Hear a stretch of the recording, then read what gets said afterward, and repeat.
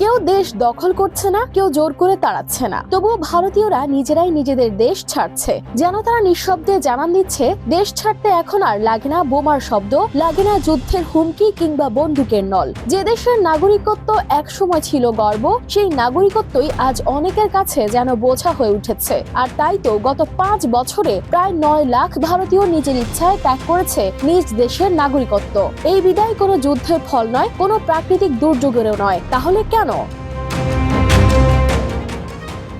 সংসদে দেওয়া সরকারি তথ্য বলছে 2011 থেকে 2019 সালের মধ্যে 11,89,194 জন ভারতীয় নাগরিকত্ব ছাড়েন। আর গত 14 বছরে এই সংখ্যা ছাড়িয়েছে 20 লাখেরও বেশি। বছর ভিত্তিক হিসাব দেখলে ছবিটা আরো স্পষ্ট হয়। 2011 সালে নাগরিকত্ব ত্যাগ করেছিলেন প্রায় 1,22,000 মানুষ।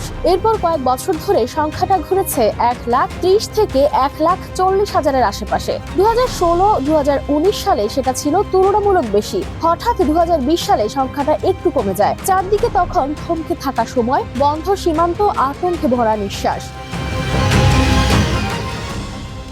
সব মশার বিরুদ্ধে সুরক্ষা দিতে এলো বসুন্ধরা এক্সট্রিম অ্যারোসল, মশার বিরুদ্ধে এক্সট্রিম সুরক্ষা। কিন্তু থেমে থাকার সিদ্ধান্ত বেশি দিন টেকে না। 2021 সাল থেকেই আবার বাড়তে থাকে এই সংখ্যা। 2022 সালে নাগরিকত্ব ত্যাগ করেন 2,55,000-এরও বেশি মানুষ। 2023 ও 2024 সালে এই প্রবণতা প্রায় একই থাকে। কিন্তু কেন এভাবে দেশ ছাড়ার হিড়িক?